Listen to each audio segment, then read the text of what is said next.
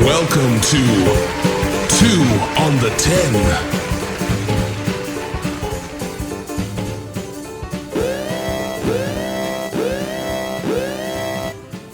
We back 2 on the 10, baby. Yes, sir. I'm Paul. I'm Mitch. Greedy Nick. Greedy. Yeah. We got a special guest on the show today. Longtime friend, big time car dealer. Say hello to Ken Simonis. Can we get a little clap up there for him? What's up, Ken? Welcome. Welcome to the show, Mr. Simonis. How you doing? Good. Hey, so just to, let everybody know the background. Ken's a longtime friend of mine. He's the first guy I met when I first came here to Arizona in, what was this, 89, 90, somewhere around there. So we've known each other a long time. That's kind of how I met Mitch, is through Ken. But reason why we got him on here, because back in the day, this cat used to be one of the biggest card collectors in not only the United States but the whole world. So him and Mitch used to do their damn thing back in the day. We gonna discuss the card market, past and present, also some funny stories that came up along the way. So it should be an interesting show. Kind of see another side of us. And without further ado, we got Mr. Ken Simonis. And then let me actually jump in too real quick, because I met Ken when I was moving here in '97 from California. Now I was already in the card game. I mean, I was in the card game in the Bay Area as a kid, as a collector, garbage pail kids, flipping garbage pail kids, all sorts of stuff like that. And then I made a lot of connections to the point where I wanted to open a store, but I knew too many people in the Bay, and I would have competed against my own friends and stuff like that. And I was like, I'll just come to Arizona. And Lambert was plugging wholesale for other people. I'm like, okay, I'll come to Arizona and take over out here. That's what I really thought. So I was coming out here, and the first thing I did was get a kiosk sight unseen in the worst mall in Arizona, because that was all available. I tried for Scottsdale Fashion. They were sold out. Even Arrowhead, I would have been driving an hour and 20 minutes from where I lived. I didn't even know the demographic of the areas. Every mall was sold out. Superstition was sold out at that time because it was '97. That formula was going really good. Get a kiosk around Christmas time, whatever. I came here in October. So I get a kiosk sight unseen at VF Factory Outlet. Oh, wow. Which is like the old people mall, where they sell vitamins and, Izod clothes and different things like that, little puzzle pieces and, fake perfumes. So do you guys shop there now, or? Yeah, we get you gifts for Christmas. Hey, give me some glasses. But yeah, so no, definitely glasses in about a year.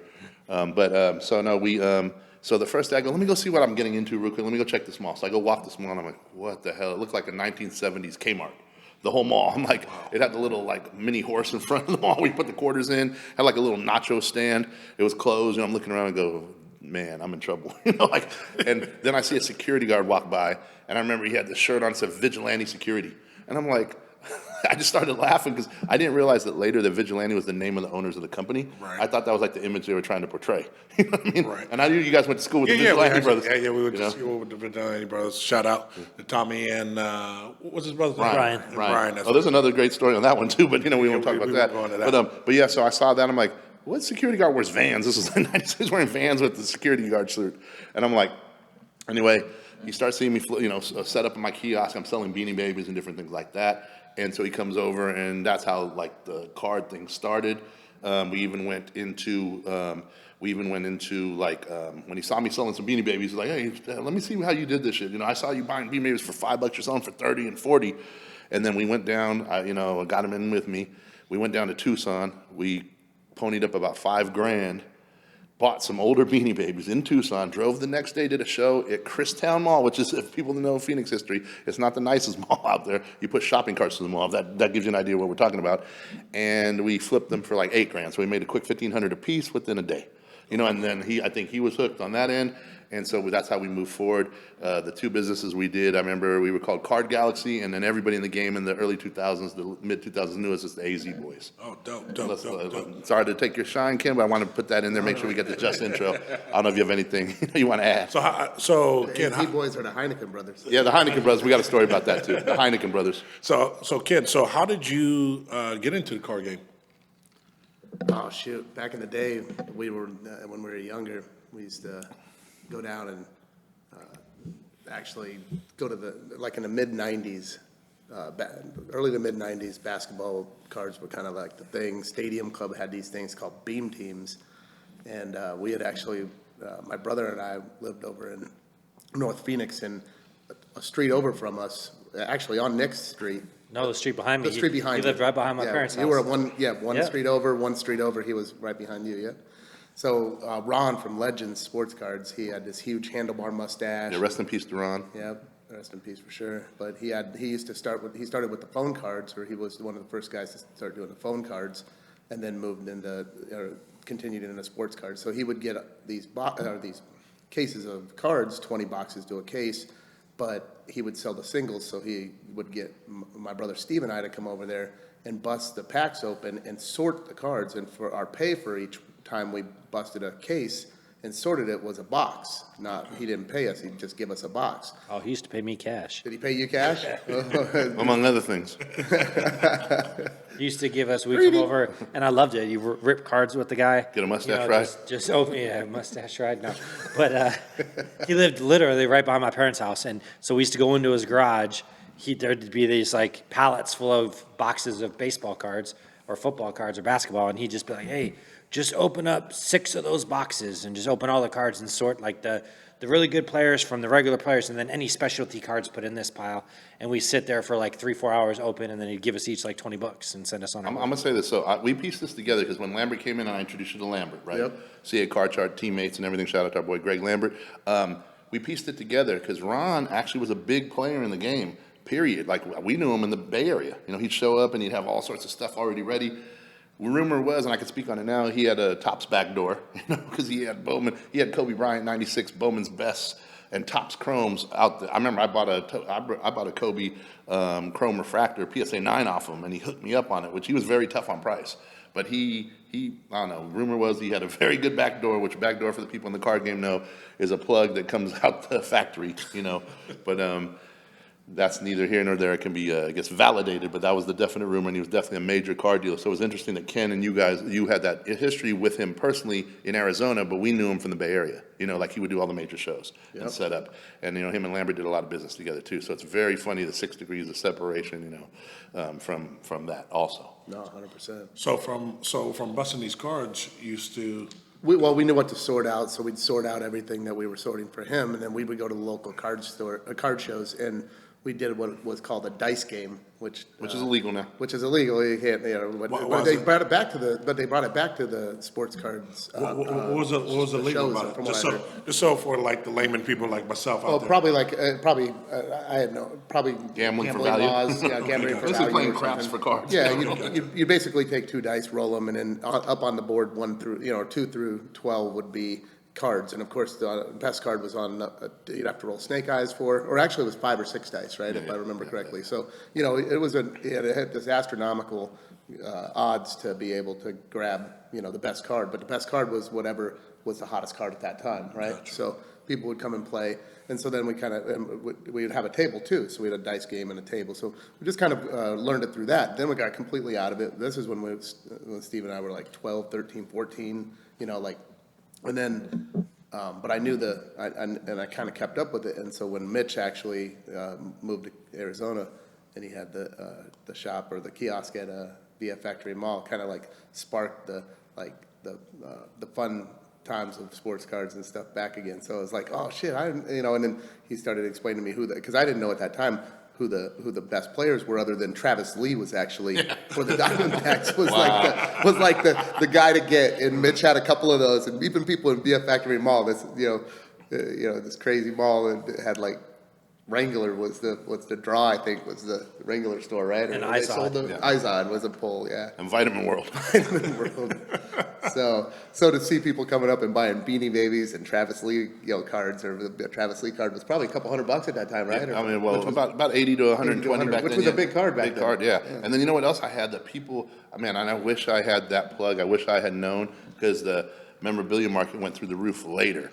But what's it called? I came with, like, again, Greg hooked me up with a dude named Scott from Mill Creek Sports Cards. Shout out to Scott. He's always showed me love, always took me under his wing. probably one of the wealthiest dudes in the card game, period, that doesn't even need a flex or floss. A lot of people that know him know Scott Mill Creek, old school.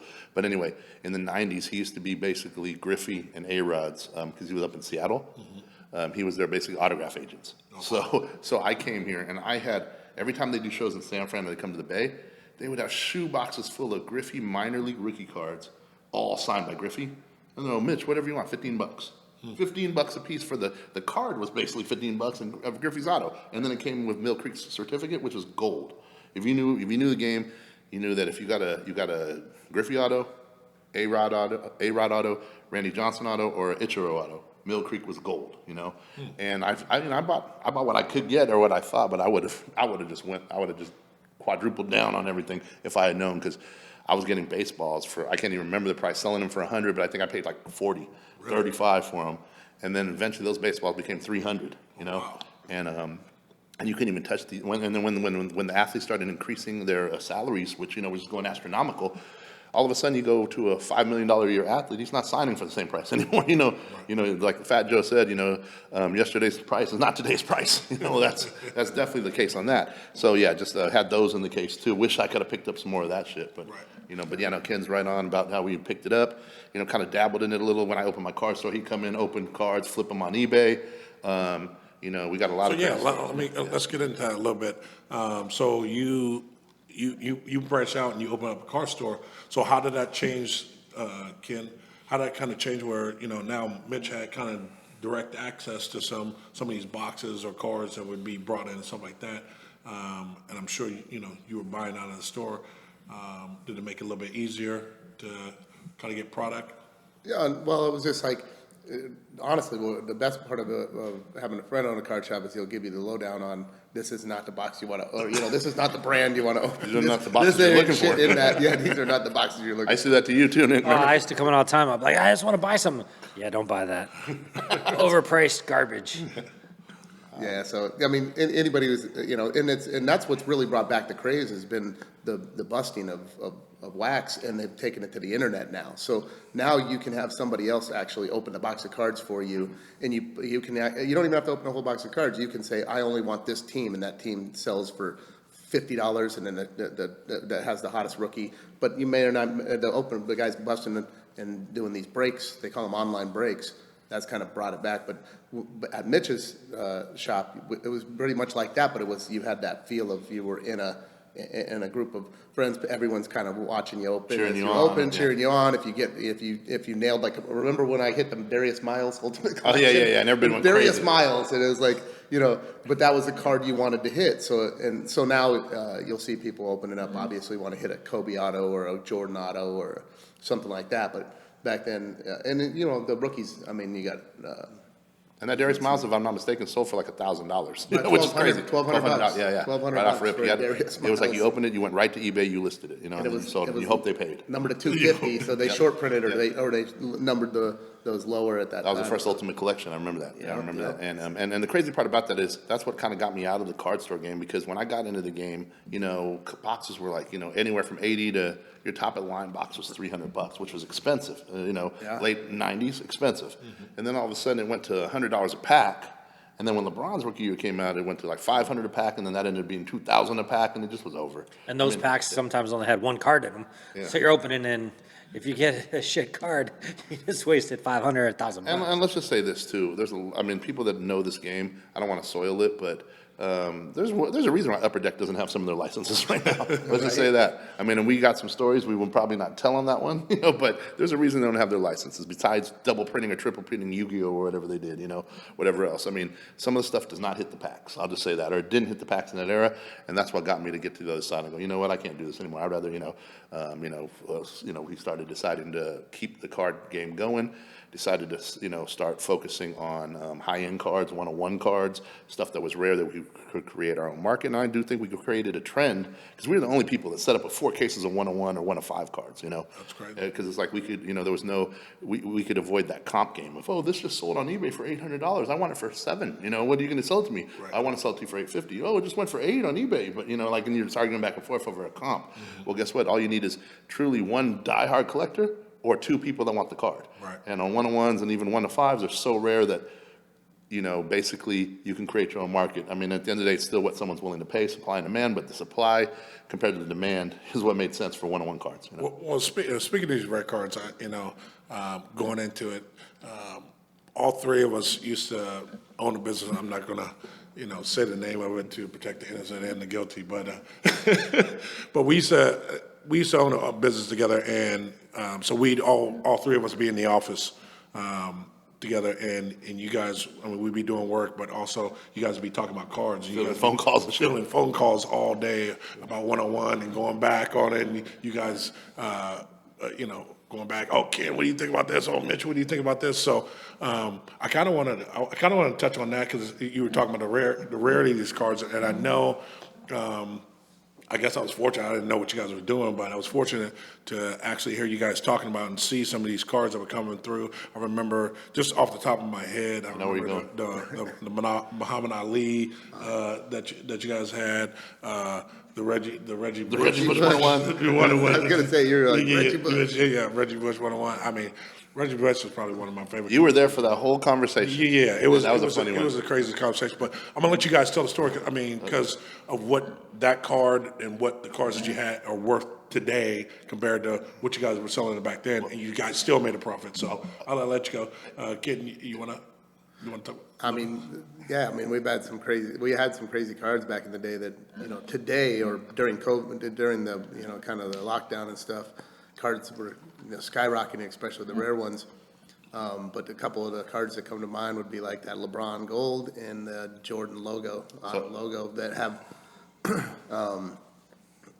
have some crazy stories, have some pretty wild stories behind Well, tell us, tell the listeners about, how you guys got a hold of the card, tell them about the Reggie Bush story, because I loved it, because like I said, I happen to be a part of it, that story, so we can get kind of how about this? I'll start this one then, because, let's start with the Reggie Bush, because that's the one Paul witnessed the whole back and forth. Right. So I remember Ken gets a call, and, he gets a call from Anthony Devine, right? Yep. Shout out to Anthony, he's been in the game for so long. He's, proud of, everybody that stuck with it when we jumped out. So him and Anthony were tight. Anthony would go to different cities and stuff. And so anybody that saw things, basically, when you're a hustler in the card game, you know who buys what. So you always make a list of who you can flip to. Because guess what? You can call somebody in another state and go, I saw this card. What are you willing to pay? And then you can go, kind of haggle the dude down to at least go, let me get $300. Let me buy a steak dinner tonight or my flight back or, whatever, and kind of beat him down about $500, make some money. So I remember, Ken, you fielded a call from Anthony on, it was like a Leaf. It was a Leaf product at the time. Leaf Looking Stars. There was something, but it was like the helmet, the logo, whatever. It was all four pieces. NFL logo, 101 Reggie Bush. And hey Mitch, I just passed on this card. It was an interesting card. And Anthony just shot it to me, if I'm not mistaken, right? And you're like, yeah. What do you want? Oh, he wanted $2,500, and I started flipping out. I'm like, $2,500? You didn't take it, whatever. And you're all, well, what do you mean? I go, we could at least get $4,500 for him to make a quick $2,000. You think so? And then Ken starts crunching numbers in his head. He gets his Rain Man on real quick. And he goes, that's one thing about Ken, is the Rain Man with the numbers. And he doesn't even answer me. He just starts talking to Anthony. Hey, Anthony, blah, blah, blah, blah. And I had to go back to the floor, take care of some stuff, what we're doing. And no, we didn't own a strip club. Because it makes it sound like it, but no. And so, what's it called? I get back in, yeah. I get back over. He goes, hey, we bought the card. I'm like, cool. So $2,500? No, Anthony got it for like $29. I'm like, what? like he said it was 25, and then all of a sudden he added another 400. That's how it works. But we got the card, and then you remember? Didn't we go to eBay with it? We went right to eBay with it. I think so. I'm trying to remember, but the full story on it. But yeah, I remember the one with the exquisite. Okay, so well, let's just finish this one real quick. So we go to the red. We put it on Bay like that week. Once we get it back in hand, 2 days later, Anthony sends it out. We put it on Bay. It gets bid up and sells for $7,500. Wow. So $2,900, $7,500. So you just witnessed this. I said, it goes $4,500 easy. I did not know $7,500. Right. Okay, so now here's the irony. I just want everybody that, was following this to know that card sold 3 to 4 months later, and all you have to do is track also, hype, but then what Reggie Bush did or didn't do, and stuff. And my motto was sell every card. And that's why you'll see a couple cards that you'll go, why these guys are idiots, why didn't they sell it? But again, you can't go broke turning a profit. And on top of that, I'm not going to sit on a card. That was my philosophy. I'm not going to sit. We're just going to keep flipping and flipping whenever we make money. You know, and then don't get me wrong, you're going to have stories afterwards, but we weren't going to hold a card for 20 years. So, okay, so you bought the card for how much? 2,900, 2,900. You end up selling it for what? 7,500, 3 months later, the card sold for what? 4,400, about 4,400. Some dude in Colorado sold it out of his hands, and he probably lost like $3,000, 3,100 in 3-4 months. Yeah. So on that one, you saw the card drop. Yeah. But on this other story, you've seen the card increase. Well, I mean, we've actually never seen the card sold, but we know the market value of what it would be if it sold. Okay, so kind of explain Okay. what the card is and. Let's go to the heavy card, right, Ken? Yeah. All right, let's go. First one, I just want to say this is funny because we were in Kansas City, and that was one of my favorite shows personally. You know, Kansas City. We're going out to the club, which Kansas City has like a bar row between Missouri on the Strip with like 30 different bars. Amazing. So it's a 30-minute ride, and I remember telling Ken, I go, hey, what would we do if the Jordan logo man came by? You know, and this was 2004 Upper Deck Ultimate Collection. And the logo man, for people that don't know, would be a piece of the whole NBA logo from Jordan's actual game-worn jersey, and then signed and autographed, you know, on the Jordan card, one of one, the only card in existence, right? And we're trying to figure it out, and we're like, bro, that's probably worth 15 grand. You know what I mean? We're going back and forth. That's for, hey, if we get that, we got to figure out how to get it. We got to get that. Yeah. We got to get that card. And I just kept putting that energy in the air, remember? Yeah. And so the next day we come back from the club. I got there late, you know, hungover, whatever. I think I threw up off a bench. Okay. Whatever. Don't remember. Almost sat in it the next day at the hotel. But and we go to the show, and Ken takes a break real quick. I see you do with some hockey cards, and he actually comes by with the Gretzky Logo Man 101. And so we talk back and forth. We end up picking that card up for $3,500. Okay. We sell it to some guy for $8,500 a few weeks later, right? Yep. So okay, but so it wasn't the Jordan, but it was the greatest in hockey, right. And that happened the next day. Okay. A couple weeks later, I'm working at Talking Sports or Gammas GTA. For people that don't know, when I closed my store, they wanted to offer me a job, you know, being their sports card rep, like running the sports card division for Arizona. So shout out to Lloyd and all them, and you know Derek and stuff. But I had heard that a card store, Walt's store, someone pulled the Jordan logo man. And so I told Ken, so Ken goes over to Walt, starts trying to press him for that card. And Walt, at the time, their store's closed now, but he folds, no, we don't have it, we don't have it, whatever.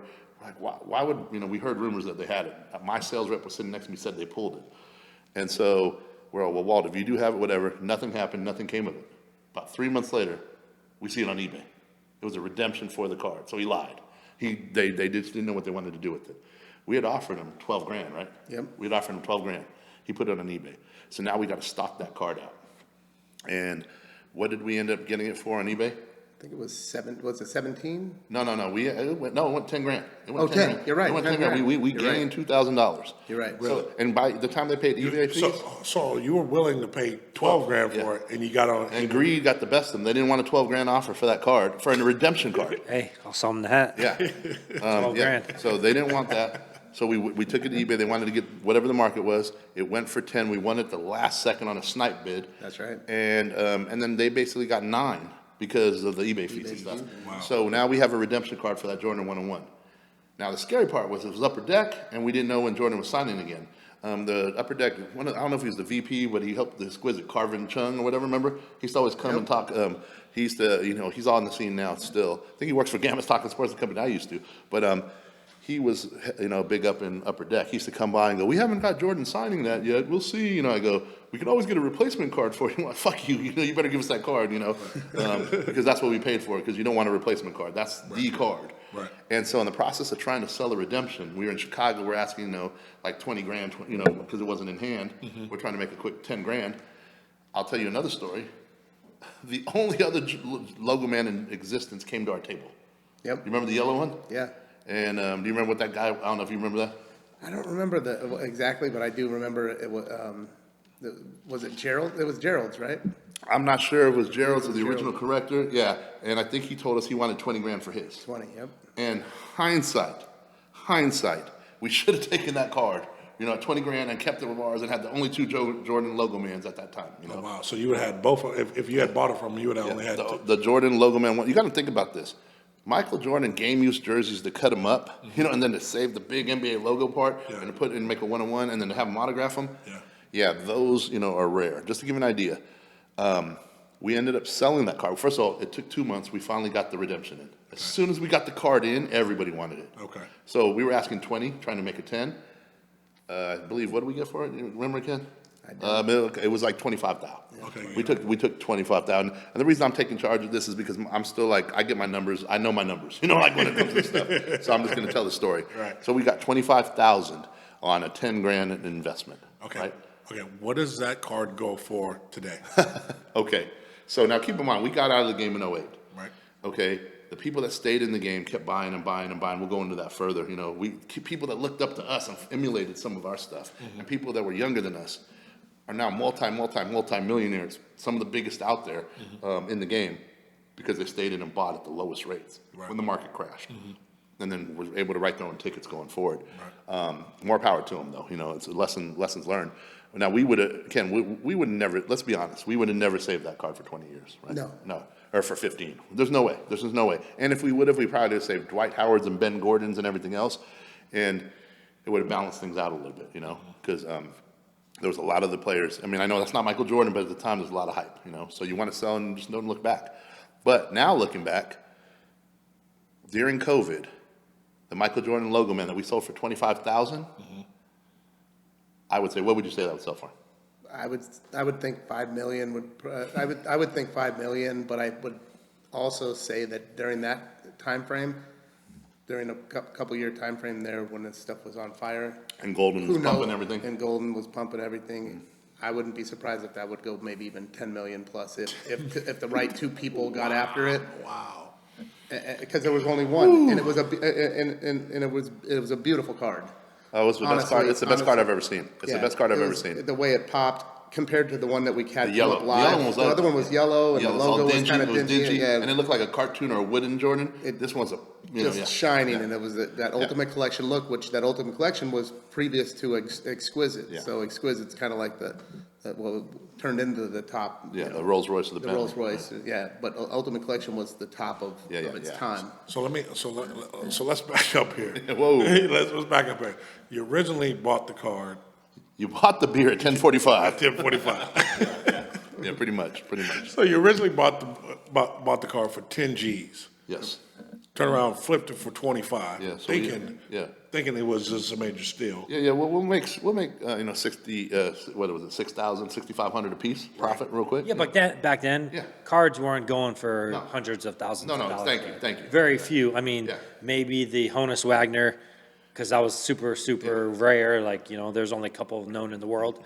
Other than that, I mean, 25,000 for a sports That was card, unheard of. That was unheard piece of cardboard was unheard of. Like, that's in itself is a win. Oh, exactly. It's just crazy. Like, I mean, and just to give you an idea, the person that sold it to us, thought 10 to 12. I mean, they wanted to, so again, it was all relevant.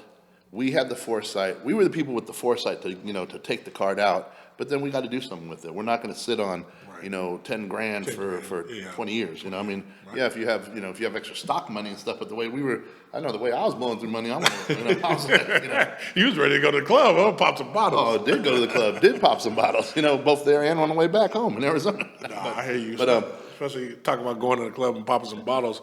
So kind of explain like where these card shows were at, because I know I've been to a couple with you guys. I've been to, I believe it was the Cow Palace. I've been to with you guys. I've been I've been to Chicago with you guys. Let me ask you this then. In your experience of going to them, right? What was the funnest ones? All right, or what? Chicago's probably the best one that you guys took me to. The Cow Palace, I was just up in like a big ass barn, But Chicago was next level, and it wasn't even downtown Chicago. It was out in, what was that, Rosebud, I believe? Rosemont, yeah. And so it was just really cool how they had it set up. It was in that big hotel that was out there, and I mean, I didn't realize how big the card game was until you guys introduced me to it, and I just saw, all these card collections, and just being at like, I don't even know if it was a national show that was there, but it was it was. I think it was a national. It was a national. Yeah. And I think that was a national that OJ made headlines, and he just walked the show on his own trying to sell his autographs when they kicked him out. It was insane, but I wanted you guys to kind of touch on a little bit each city, I mean, what you guys thought and, what each city meant to like the card industry and stuff like that. So Yeah, speaking of that one, Ken, you had some. I mean, I'll follow up, but what cities? What cities? I mean, Chicago was always awesome. It was just the way they had that set up, and it was right next to the airport. The hotels all conjoined. You had some of the hotels actually had skywalks over into the convention. So I mean, you could be doing deals in the skywalks. Now they have trade nights where people will trade. We used to trade we had original trade nights trading in the skywalk going over to Chicago, and you got a card deal going on while you're walking into the show. really, so you just stop a guy as you Just people or you see somebody talking about a card, or they're kind of holding their best card in their hand, as they're walking over to the show, and I can't tell you how many times we did deals out in the foyer, of the National, because or in Chicago in general, because even when it wasn't the National, Chicago still had the buzz. So it was always fun because all of our friends from around the country would fly in for certain shows. So that was always cool to go to the Chicago shows, whether it was Sports Fest or the National, or Sun Times had a show out there as well. And then the Cow Palace in San Francisco was another one that people would come out from all over the country for. Hey, Paul, didn't we go to a nightclub out there? We went to a nightclub out in Chi-Town. No, yeah, but we also went out to one, and I took you to one, and we didn't gonna say too much about that night. But is this the one I was running around with the bottle? Running around with the bottle in the hand. Oh, that was another one. That was another time. But no, this one was the one where I think that was the night when we touched down. Actually, Ken didn't make one of the trips. Actually, you didn't make one of the trips. I set it up. We went to some club in Burlingame. And the DJ, I kind of knew him from my clothing line promotions because I had a girls' clothing line back at the time. And so he's like, shout out to the Arizona boys, remember? And then I had a couple friends meet us up there and stuff. And yeah. Oh, is this the one that was upstairs, downstairs? Yeah. Oh, yeah. We can't talk about that. It was a good night, though. Hey, no, that was a good night, but we can't talk about that on there. But I mean, yeah, so I was going to say, before you say, you like the Chicago clubs, the Bay Area clubs got some run, too. Yeah, you had to bring it back to me, baby. It's been a long time, helmets don't protect everything. But The one thing I will say, because when COVID hit, I kind of got back into sports cards a little bit and started, flipping and selling some stuff where, like, I was like the bottom of the barrel guy, so I would try to buy like the cheapest cards of the rookies and then turn around and flip them. And Mitch said I was the first guy to ever buy PSA 8 cards. I bought like a lot of 20 of them of Patrick Mahomes for like $17 a piece, and I think the last couple I sold for like $350. Oh, wow. So, and for me, I was like, yeah, this is cool. Like, but we started going to these Dallas shows. Dallas started having I love Dallas. convention shows during COVID, and everything's locked down. But obviously, Arizona and Texas weren't so much. So we'd go to these shows, and I remember walking in there and just seeing like 12-year-old kids walking around with briefcases, like And going, 100,000 cash. No, 100,000 cash, just walking around buying shit in the show. Like, this kid has more money in his briefcase, than I'll make next year. Like, just craziness for like the amount of money and the amount of people that are there spending and flipping and trading, and how crazy the market went over that 2-year period, to where like before that it was almost like sports cards were an afterthought, and then everybody was talking sports cards, dealing sports cards, and it was like the second coming of. Hey, Nick, how fun was? industry. I mean, I don't want to mess with the COVID stuff, but considering we had to go through it, how fun was it to hit eBay and to be buying cards every night during the COVID era? I mean, you couldn't do anything. Nothing was open. So me and Mitch used to get on eBay and we just call each other, hey, this is closing. Should I buy this lot? And like I said, I used to be like the bottom of the barrel guy. I'd buy all the stuff that was going super cheap in big lots. So I'd get it extra cheap and then turn around and flip it. And some of it I just made a few bucks on, but some of the stuff like the Mahomes, Dak Prescott's, remember Dak Prescott's, some Saquon Barkley's. We paid $25 for Dak Prescott, Don Ross PSA 10s, and we're selling them for $200, $250 before the season started. Yeah, just 10 times your money. Yeah, 10 times your money. I mean, at that time, my PayPal account always had like 15 grand in it, just sitting in there because I was buying and selling and buying and selling. And I used to, when I used to be in the mortgage offices, people were like, "You're not even getting that many loans right now." I'm like, "I'm doing cards," and I'd show them my eBay. I would say, "I'm glad that was the year before they started, really clocking down." And again, this is all hypothetical right now, But I show You pay people your taxes? Hey, I pay my taxes. Yes, good. Good. But what's it called? I remember showing people my eBay, and they're like, "Whoa, this is," it was crazy. It was a crazy era. So, Ken, hypothetically, since we're playing that out, how much money you think in that time, far as card-wise, went through your hands? Oh, I couldn't even couldn't even go into Give me that. give me a ballpark. I mean, we walk into shows with probably 30 to 40K in cash and, And 200 and 250 in value in duffel 250 bags. in double $250,000 in duffel bags. $250,000 in cards. cards. Oh, wow. Cardboard, right? Yeah. Right. I mean, but cash is paper, right? Right. So, I mean, it's all relevant. But what I'm asking is, like, buying and selling, how much you think ran through your hands at that time? Oh, just floating in and out, yeah. For buying and selling, probably. I mean, a lot. No comments. I'll just say this. Hypothetically, I'll look at it from my aspect. We would have to pay for everything. And I remember this is when, a lot of our friends would go in and they go, okay, we're staying at the hotel, we're staying at the Hilton. And that was back when you could actually finagle the, what was it, price line? And actually name your own price? Yeah, name your own I was price. thinking of that. Yeah, and we used to be able to get like the DoubleTrees and the Hiltons for like $65 a night when people were paying $200 or $150. And so we get those hotels. We each get our own room. We kind of because a lot of the car guys will sleep with pause. They'll get like 4 people in a room and shit. I'm like, this ain't no frat house. We're businessmen. That's how I looked at it. Right. And so I'm like, man, well, I'm getting my own room. And so we get our own room. We get first class flights with the miles and stuff. And we'll tell the first class story in a second. But so we're going in the show, and a typical show with first class flight. We're going to Chicago, so we're paying Tuesday, Wednesday, Thursday, Friday, Saturday, leave Sunday. First class flight there and back. 5 days of hotels, breakfast, lunches, and dinners. Probably just lunches and dinners. That's how we ate. Drinking every freaking night. Friday, Saturday, the club. And I still leave with about $3,000 profit after everything, covering all expenses. Right. And having a great time. And partying like you were you just came off, hosting a concert or something, like you was on tour. Like seriously, it was crazy. It was a great era. Right. Like rock star, shit. I'm not even kidding. Am I lying? No, it was great times. I remember I made it rain at the Chicago club once, and they were mopping the money up off the floor. Mopping it up. And then all the other card guys are sitting there going, "Oh, what the hell?" They're all picking the money back up and throwing it up there. Yeah. Recycling. Sorry, Mom. Do not do that. Do not recycle money, especially at certain clubs. Do not recycle money. We won't go into that. That's another subject. But it can be. I'll just lead with this. Living that lifestyle, especially in a city like Chicago, can be dangerous. Okay. Yeah. Why don't we discuss that? Whoa, hold on. Before we get into that, before we get into danger and the story, I just want to talk about real quick, and then we'll move on to that. But the one cool card that anybody can look up on Google is what? Okay, just so you know, there's like some history still on this. Okay. One of the cards that actually Ken is mentioned in, and you can Google it, all you have to do is, the New York Times still has the article from September 5th, 2007, and the article is called Washington Shed Here, a collectible. And it's basically a George Washington card from Topps, 101 piece of his hair. How'd you get that, Ken?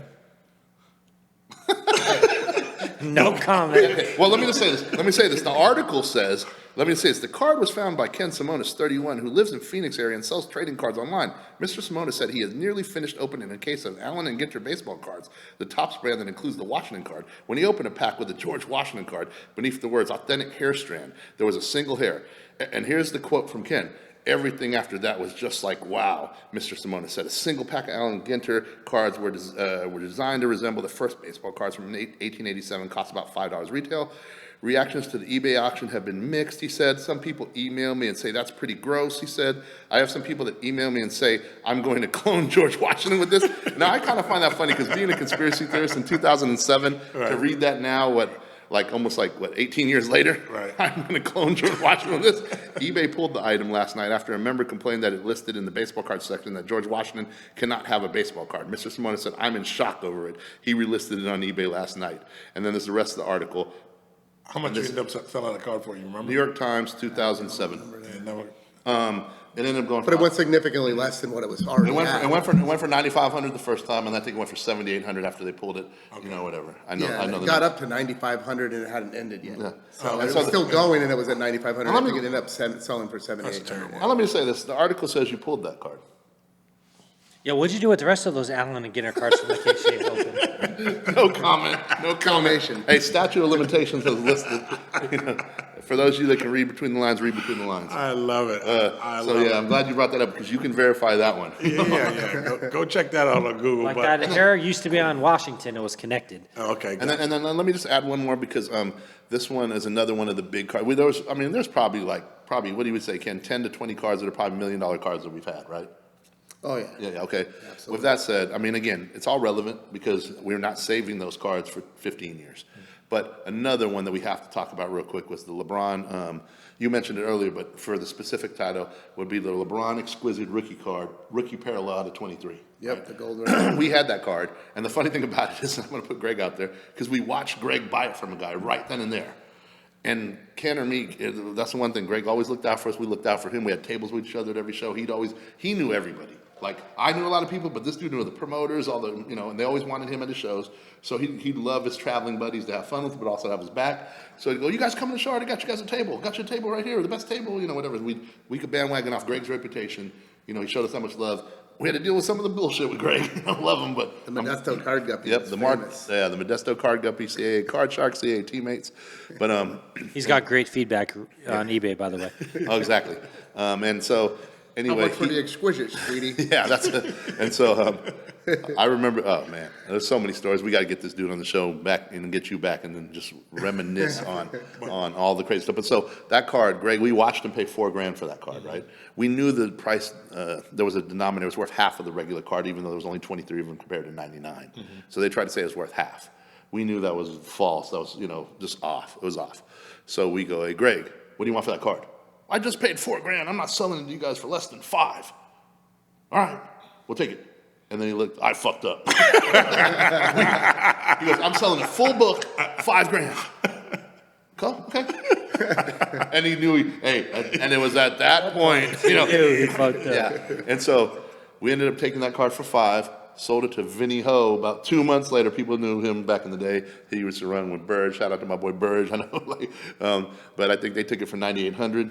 Supposedly they flipped it for $17,000, but I think it was a fake auction personally, but whatever. Right. We made our quick, we moved we made a quick $4,800, Now, that card today? Today, what's our worth? The last one sold, trackable sale, on Golden for $5.2 million. Wow, you got that in your hand for $5,000. Hey, if you just kept those two cards, you'd each have $5 million right now. Yeah, but I wouldn't be doing this podcast. So, there you go. You never know. You still would. You still may. From an island. Yeah, we'd be doing it on your boat. From a beach resort and somewhere. But speaking of, let's move this forward. Speaking of, stories, crazy stories. That's And one of them. dangerous stories, Yeah. I mean, when you're talking about this kind of money, and even back in the day, you walking around $40,000 cash, $250,000 in cards. I mean, it can attract some nefarious characters. Right. And I think Ken had his own, Little Wayne Mona Lisa story. This is absolutely this is probably my favorite story. I know this story personally because he called me after he got back and told me the story. And the way Ken tells the story sometimes on the phone, we were just talking. This shit is hilarious. Ken, you gotta tell this story. Come on now, brother. You gotta tell. Mona Lisa. I had that removed from my memory. Okay, Total Recall Arnold. I don't want to tell it because I'm not going to do justice to it. Mitch will probably be the best one to tell it. I'll do it, Justin. Okay, all right, get it. All right, here we go. We got to keep this because we got a couple of stories, and I know our time's limited. Yeah. All right, so we're in Chicago. Okay, and everybody knows Rosemont area. Back in the day, 06-ish, 05, 06, 07, whatever it was. Let's not even put a time frame because we were there for like 3-4 years. Yeah. Okay, so everybody knew that the card guys would go on Tuesdays and Wednesdays. Our bar was called Shoeless Joe's. In fact, funny story, they closed Shoeless Joe's and they moved it to a different location. And we went back in Chicago for some loan mortgage stuff we were doing in like 2019. And the owner pops in and goes, hey, how you been? And I haven't been there in like 15 years. And it was a different location. Right. You remember me from us? Yeah. Mike was tripping. Remember that was funny. Yep. So anyway, we used to go there all the time. That was on the night COVID hit. When they shut the down night COVID hit. We were Yep. sitting at that bar. Figuring out how to it was get out. a different location because we were like, let's go to Shoeless. And it was the night that the NBA shut down. Yep. We were sitting in Shoeless Joe's and we were like, And then we scrambled to get flights back. Yeah, because we were we like, thought we got as stuck soon as the NBA shut down, we were like, we gotta gotta get the fuck out of Chicago. We thought we were gonna be stuck. We didn't know. That's how nobody knew that time back then. But so back to the original story, we used to go to Shoeless. We used to drink on Tuesdays and Wednesdays. Open till like 3 or 4 in the morning. And then that night Ken was going around. He had a lot to drink. He was excited about some purchases, so he's talking to the other card guys. Yeah, we spent about 20 grand today, blah, blah, blah. Bought this, Dwight Howard cards, Ben Gordon, which sounds so funny now, but that shows you it doesn't always work out, the way you want it to, but we sold out of it, so whatever. And so he's telling us all these people, these card guys, whatever. I'm kind of like, Ken, chill, who cares, whatever. Let's just, let's figure, so I'm drinking at the bar. We with another card guy, we go next door to this 24-hour breakfast spot. And we're all faded. Within 2 minutes, some blonde girl walks in. And keep in mind, there's like 5 people in this place. The 3 of us, 2 other people there, and that's it. She walks in, beehives right for our table. Can I sit down? I'm like, no. I'm like, no, seriously, there was something off on my radar. I was like, no. Well, and Ken's like, oh, of course, sweetie, come on, sit down, want some pancakes? Whatever, And next thing you know, so they're talking, and the whole time I'm being an asshole. I don't like you. And I'm like, well, you should probably move to another table then, And then I just kept doing that. I don't know. I just did not like the vibe, whatever. But so we get up. Our cab's there. We're going to get back to the hotel. We get in the cab. I go, hold on. Where's Ken? He's walking with the girl to her car. I'm like, nah, bro. Hold on a second. Hold on, cabbie. I go, hey, here's $40. If they try and leave, you can catch. Oh, I'm a cab driver in Chicago, bro. I can catch them easy, whatever. Cool, perfect. Don't lose them, So I go, hey, Ken, real quick. Hold on, bro. Oh, no, I'm going back, blah, blah, blah, whatever. We're just going to hang out. Cool. I go, bro, I know this may sound like I'm hating on you, but you cannot go with her. What are you talking about, bro? We're in Chicago. Come on, man, you cannot go. Bro, it's just, she's cool, whatever, cool. I get she's cool, whatever, and so we're arguing for about 2-3 minutes. I go, I don't care. I'm going to put my foot down. I'm sorry I have to do this, but I can't let you go. I just know better. I swear there was like something that told me this shit's off. And we're in Chicago, and you got to respect the city that we don't even know. And I'll tell you, I had to eat my own words later. But and so we compromised. Okay, well, she can come back to our hotel. But I'm going to ride with her. Then we're going to follow you. And we're not going to lose you. So whatever, we follow you, go back to the hotel, whatever. We had a suite up at the Hilton, right next door to the convention center, baller ass hotel. So I go in my room. Do you want to tell the story? Or you want me to just continue? You go. Okay. You go. I go. You go. I go. All right. So anyway, I passed the fuck out, in my room. I'll just say how this went. So Ken's talking to her, they're talking, whatever, and all of a sudden, she, they're like on the bed, just sitting down talking. And she busts out pictures, whatever, of her, I guess she's showing some girl. She goes, oh, what do you think of her? This is my daughter. And he's, oh, your daughter's cute, whatever, cool, I have some kids too. She goes, no, she's 15. And he goes, okay, yeah, my daughters are this and this. And he's, she goes, no, she's 15. Don't you want to fuck her? Whoa, you better stop. And he goes, whoa, lady, what are you talking about? Like, she goes, no, you don't want to fuck my daughter? And he's like, lady, stop. Like he's like freaked out by this shit. When are you coming with this? We were talking or whatever, but like, you're coming all crazy. I got kids. Like, whatever, I'm a single guy or whatever, but like, I got kids, I don't know why you're coming. Like, it was just so odd, her behavior. Right. And then she sits there, I guess, according to Ken, and she just tears just start streaming. And she's crying now, right? And he's like, what's going on? What's going on? Went from 0 to 100 to 0, whatever. And she's like, I'm so sorry. You're such a good guy. You're not like these other guys, blah, blah, blah, blah, blah. And he's like, what are you apologizing? What's going on? It's okay. What's up? I'm so sorry. I didn't mean this. I didn't mean for this. And he's like, what? You didn't mean for what? My brother and his friend are coming up to kill you guys and rob you. And all of a sudden I hear Ken yell, Mitch, get up. Call security. Call security. And I'm in the other fucking room, and I'm in a t-shirt in my box. I'm like, what the fuck? What are you yelling for? Like, I get out, bro, I'm fucking tired. Bro, call security. You stay right there. And I'm like, what the fuck? And I remember him going, there's people coming up to kill us. I'm like, and I remember being so drunk and pissed off, and I'm like, I'm gonna fucking kill them. I was like that mad. Did I say that? Yeah. I said, he goes, I'm gonna kill them. They killed me. Yeah, and then we called security though.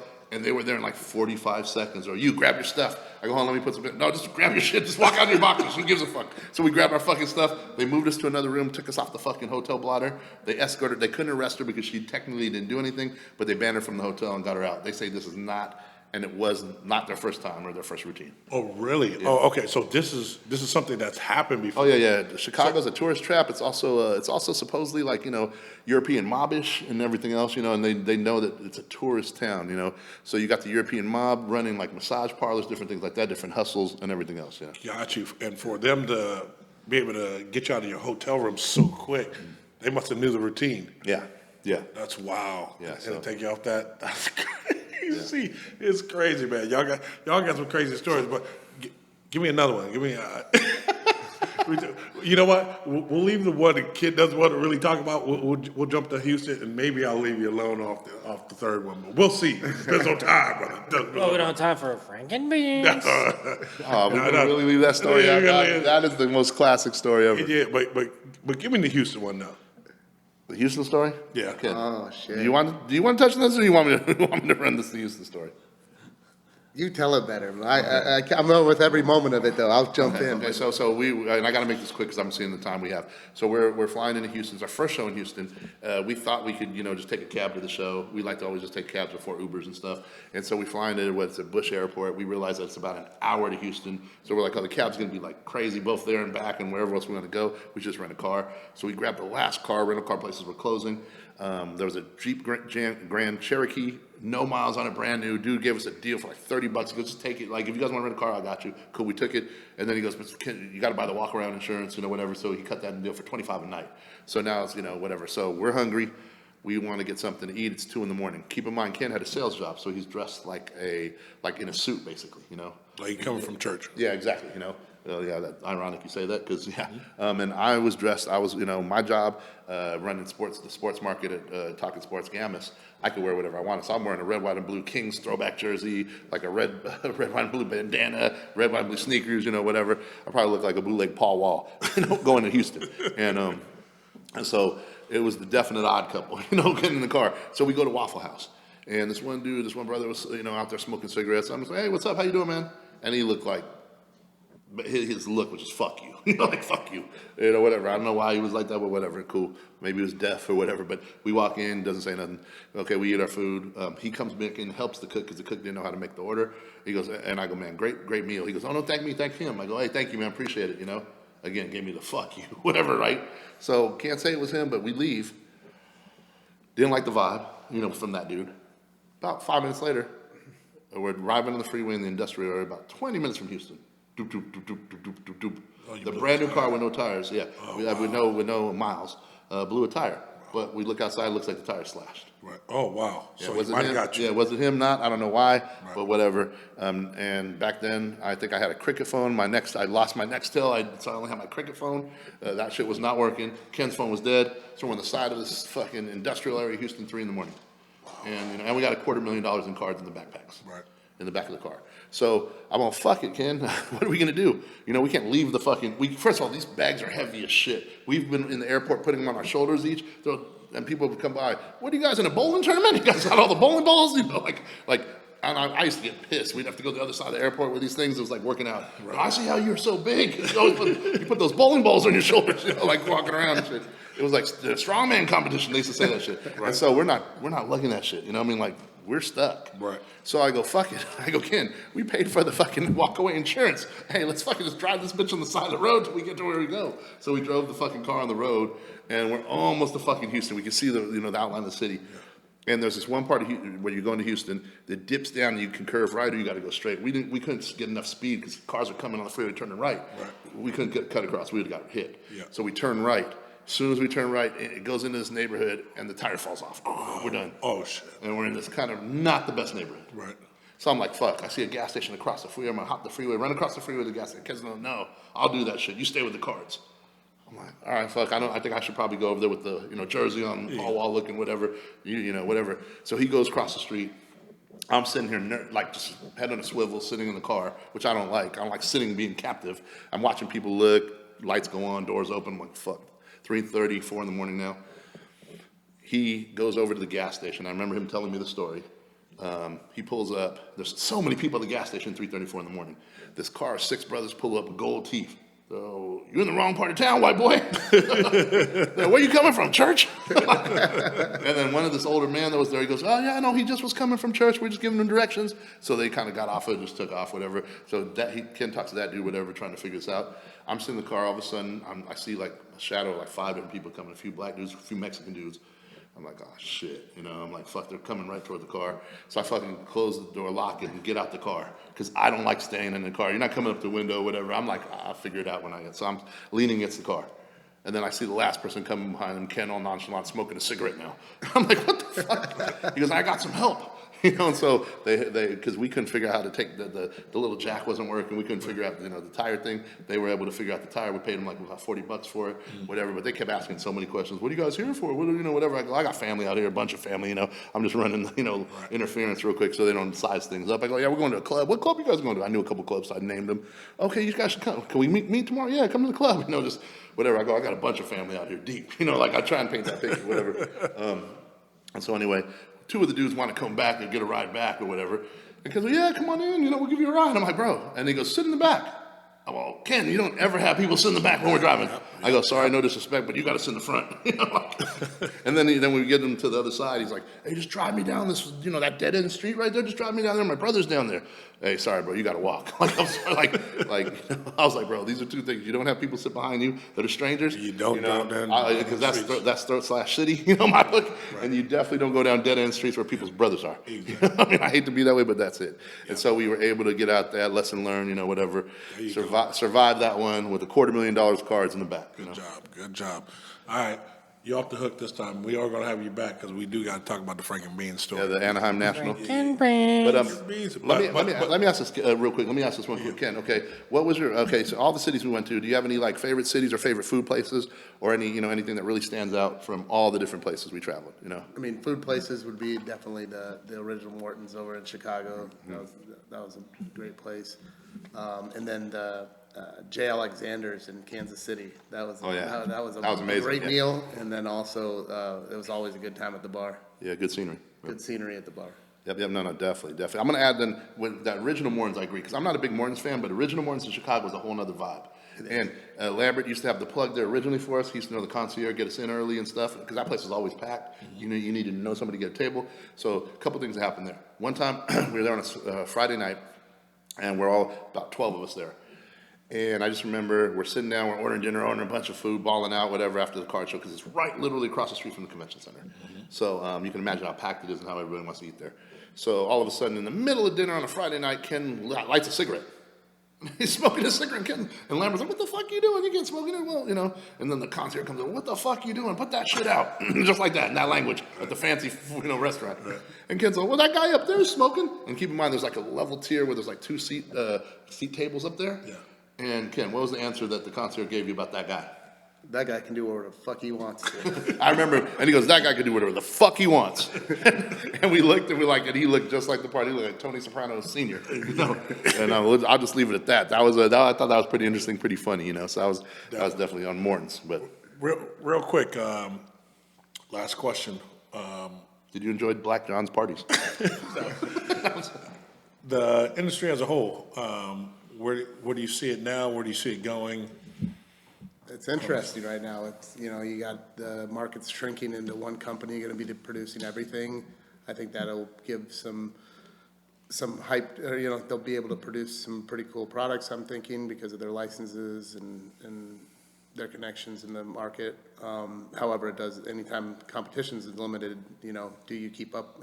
Competition is always good because it keeps everybody striving to be better. So now with one company owning the licenses to everything, I think there could be some drawbacks. Also, they're talking about possibly going more direct to consumer. So what does that do for shows and so on? Does it grow them? Does it shrink them? Shops in general, things like that. How does that shake down? But I mean, it's still sports are still, we love to watch our sports, right? And gamble on them. And gamble. And so sports cards is pretty much, gambling. You're opening packs and, you're buying it as an investment. Some people buy as collectors, but, that's few and far between these days. And then the younger crowds are getting into it. So yeah, I like to see the younger kids in into the opening packs, but if they can afford them, right? So how far can you stretch that, or is it limited to only a certain amount of people that can experience that? However, the National this year had a ton of attention, a ton of traffic, a ton of business going on. So I think the industry as a whole is pretty healthy. I think it got really high up there, like with the Jordan card that sold for $738,000. The Gary Vee push? Yeah.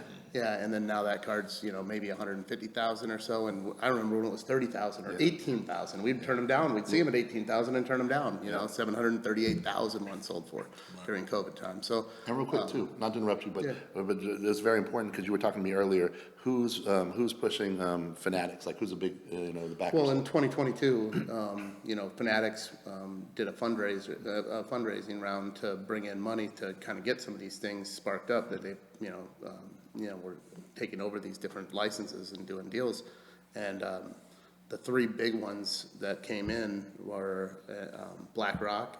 Imagine that. Invested 1.7 billion or 1.5 billion, somewhere in there, but on everything.